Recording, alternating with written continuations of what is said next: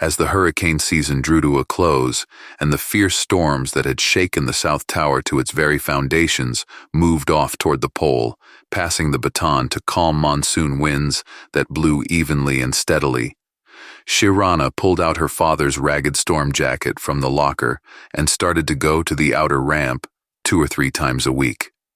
There, she built a small observation cabin out of sheets of transparent polyplastic and pieces of steel tubing, where she sat for hours, sipping hot coffee from a thermos and looking out at the 2 vast oceans merging somewhere on the horizon, the sky and the water.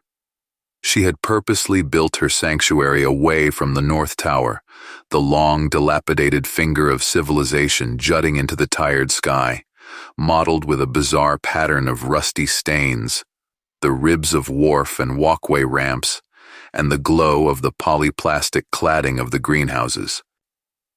Shirana liked to see the grayish-blue surface of the ocean, on which the sun's rays painted a fanciful Baroque gold ligature.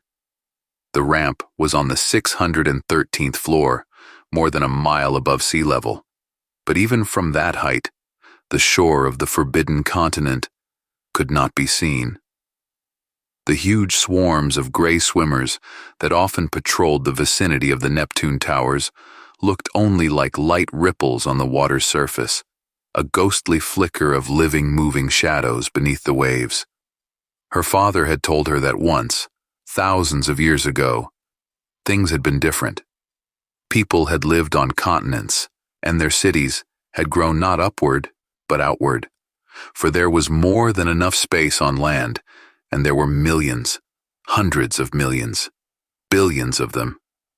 Shirana believed her father, not as one believes in the morning news, but as children believe in bedtime stories.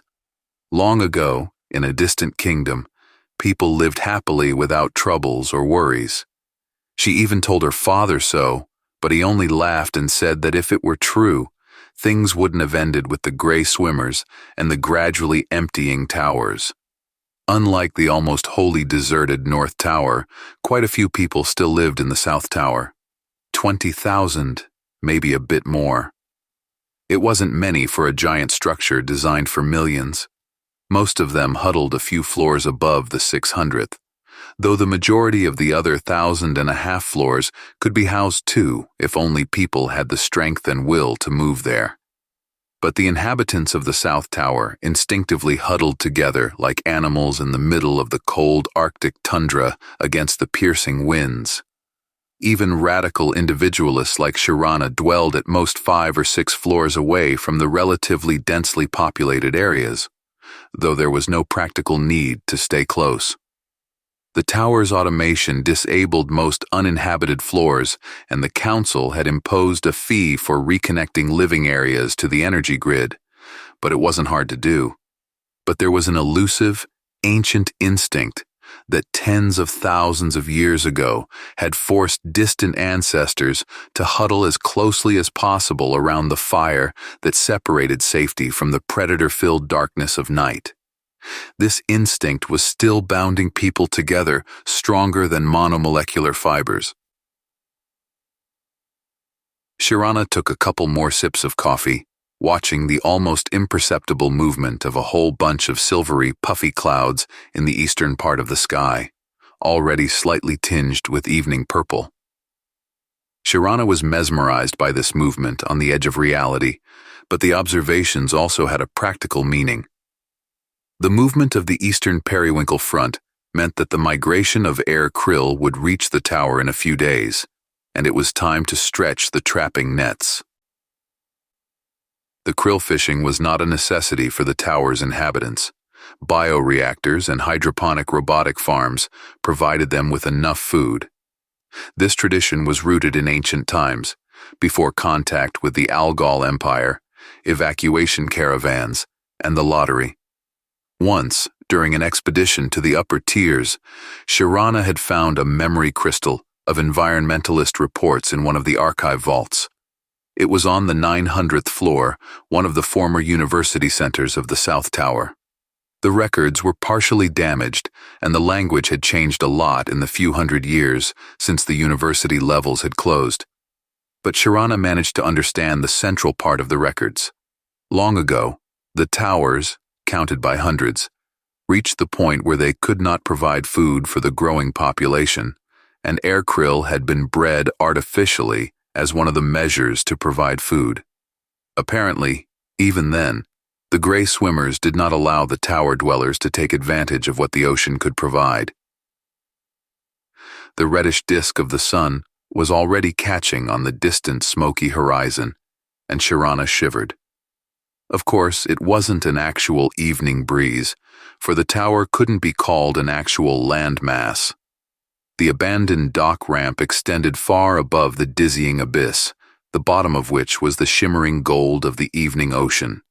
This gave Shirana a nearly circular view, but it also left her open to any air currents, which became noticeably colder by nightfall and sucked the day's warmth out of the girl's polyplastic hut. It was time to go back. Carmine was waiting for her at the elevator entrance. Shirana was surprised. Unlike her, Carmine disliked the desolate atmosphere of the upper floors, preferring the constant hum of the densely populated neighborhoods. Shirana lived on the 612th floor, with only a few dozen people as neighbors.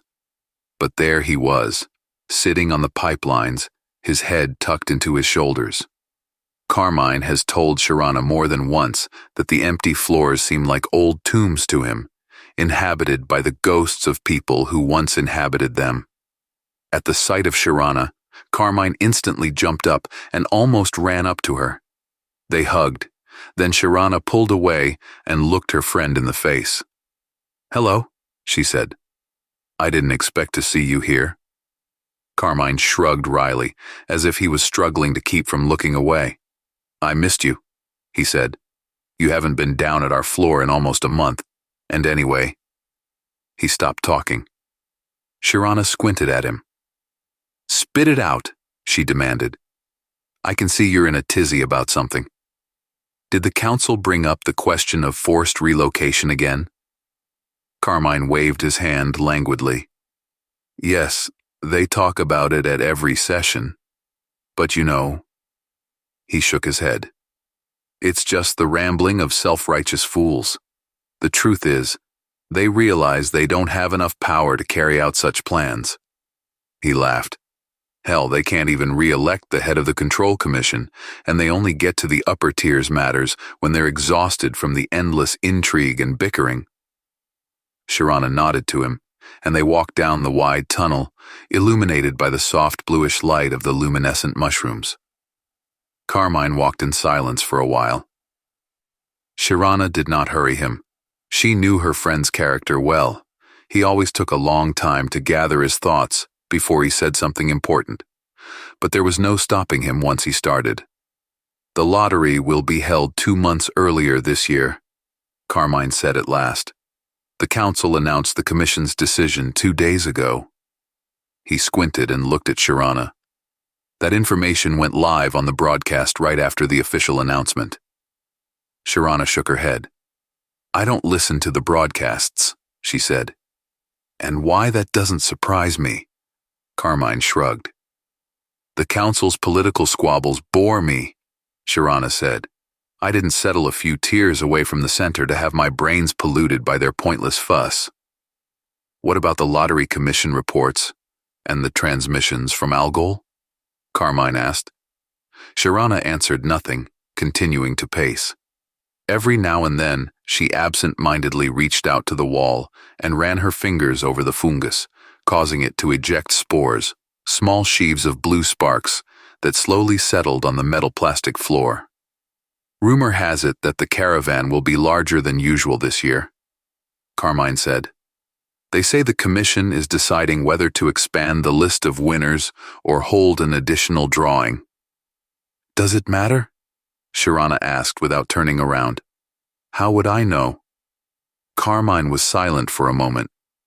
"I'm just an ordinary citizen concerned about what's happening in the tower.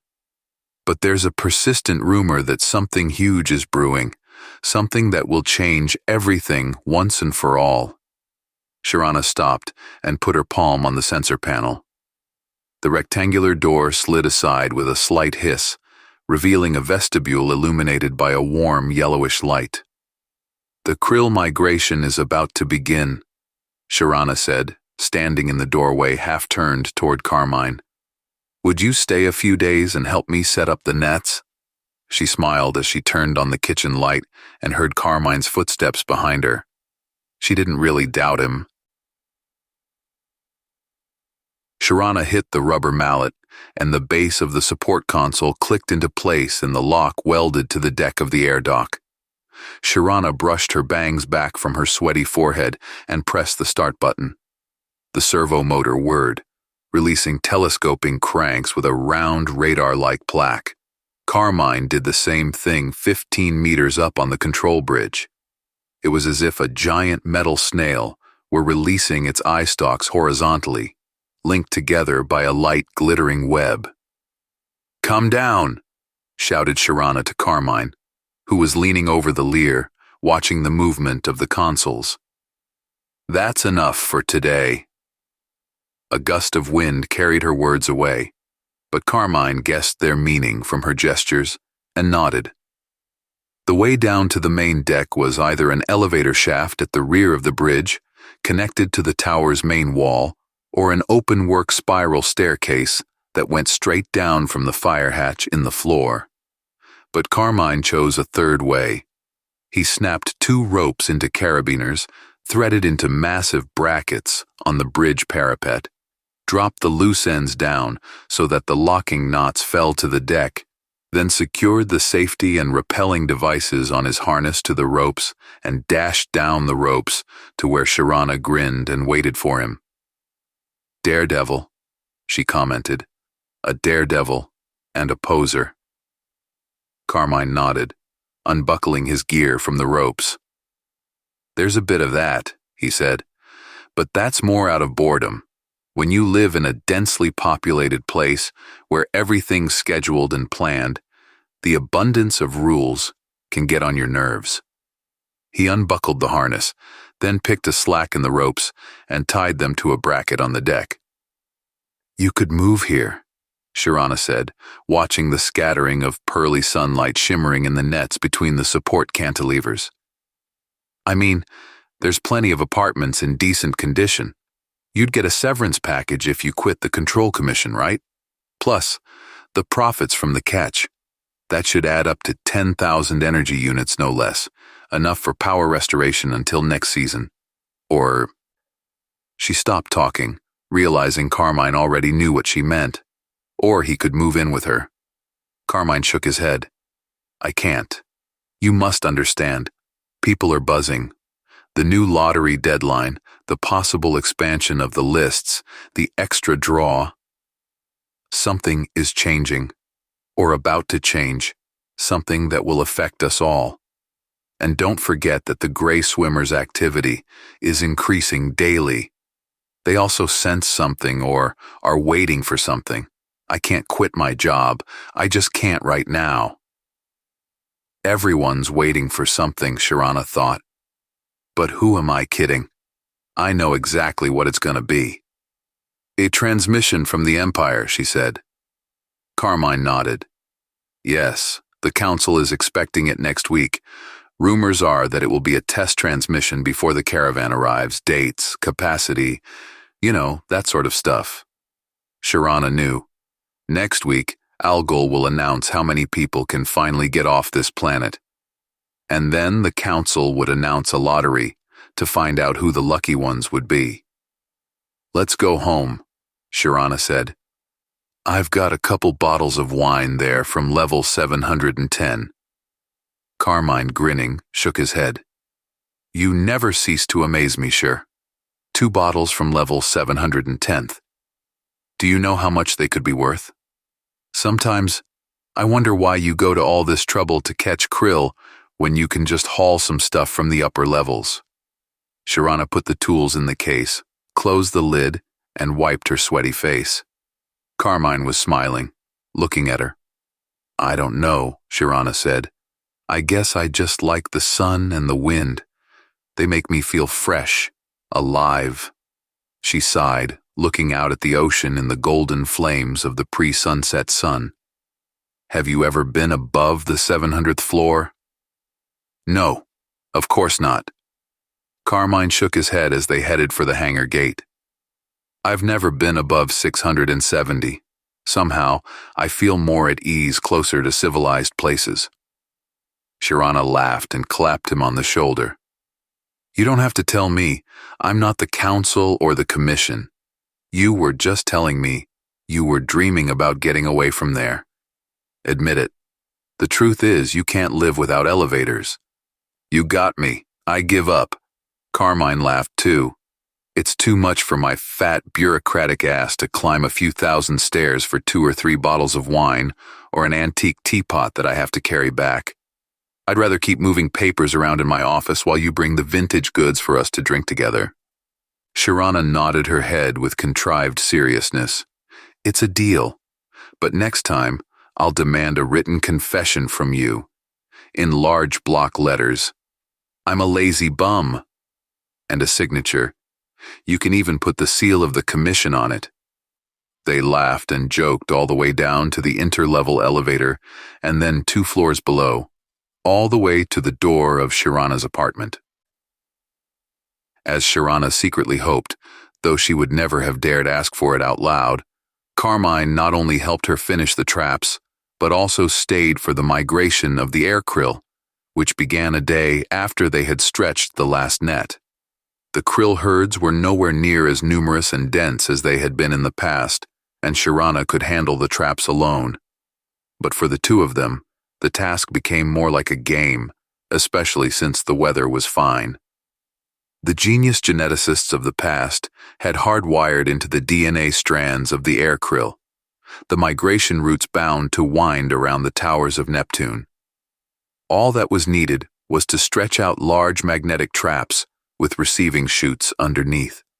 The krill's large, translucent, pearlescent gas sacs would relax when they hit the trap's magnetic field, release hydrogen, and the sickle-shaped, plump krill carcasses would roll down the netting and into the chutes, directing them straight into crates, which Shirana and Carmine would then roll on a cart into the freezer.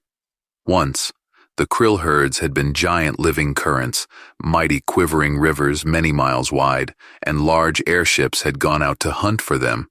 For back then, the lives of the tower dwellers had depended on the catch. Shirana came from a line of hereditary fishermen who had worked on such a vessel. But then, the gray swimmers stopped liking it, and then the first caravan from the Algol Empire appeared, and the need for mass fishing was eliminated.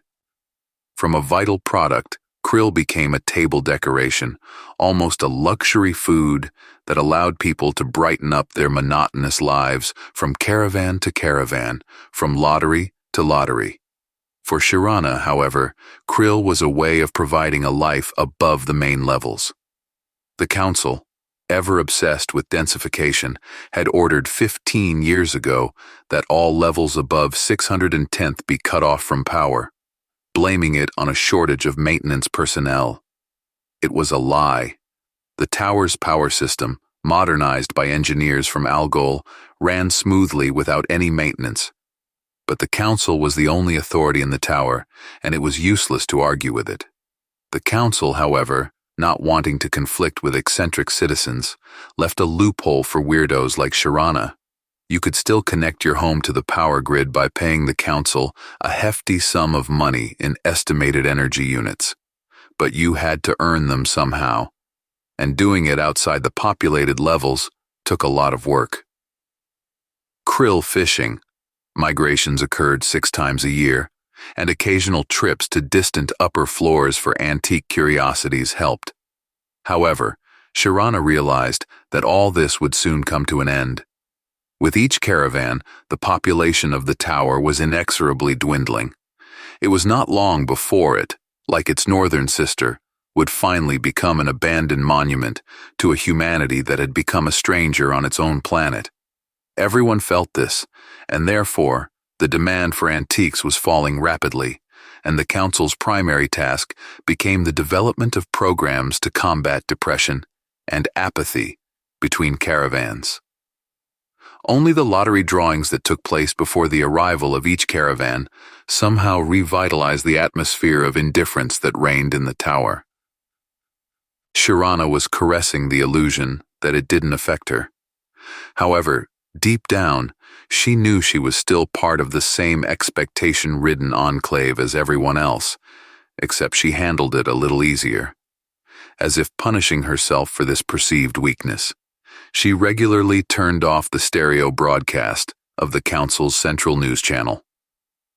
She ignored email notifications, blocking even the ability to read their headlines.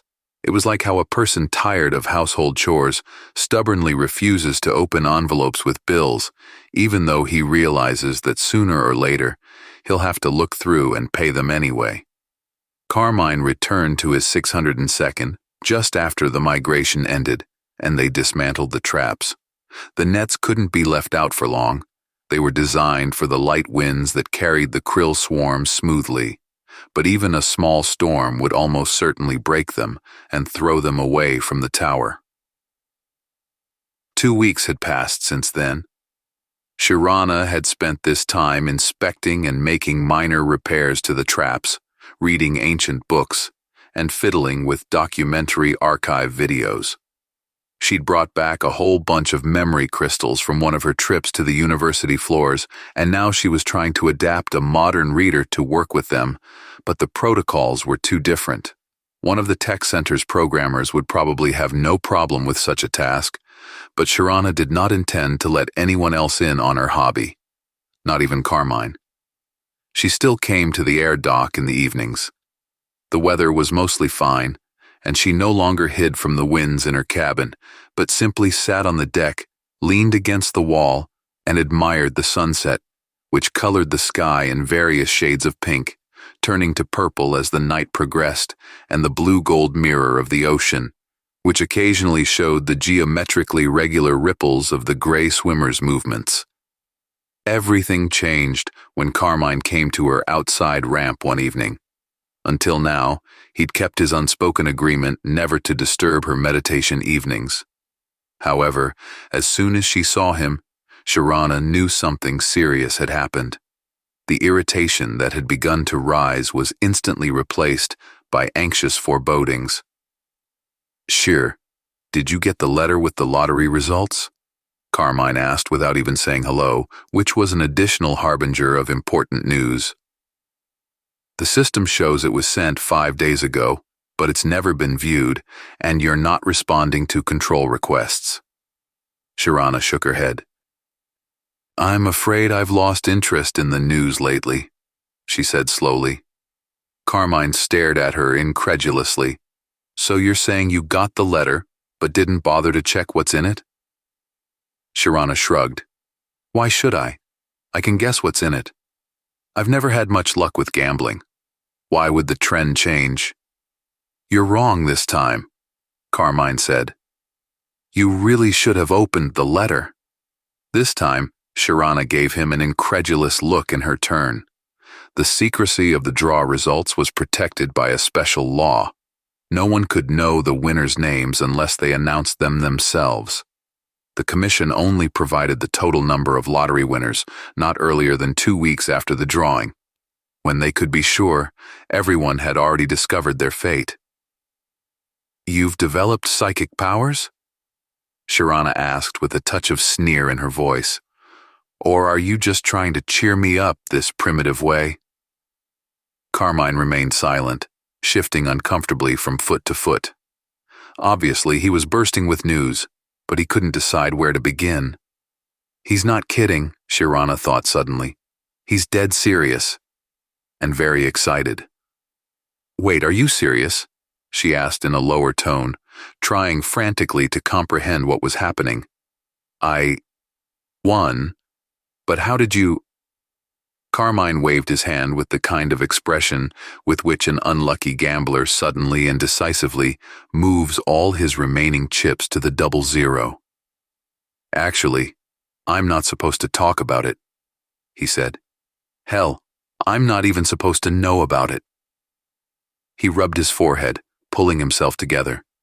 "Shirana, this time, everyone wins." Shirana's gaze went from incredulous to incomprehension. What do you mean, everyone? Carmine spread his hands.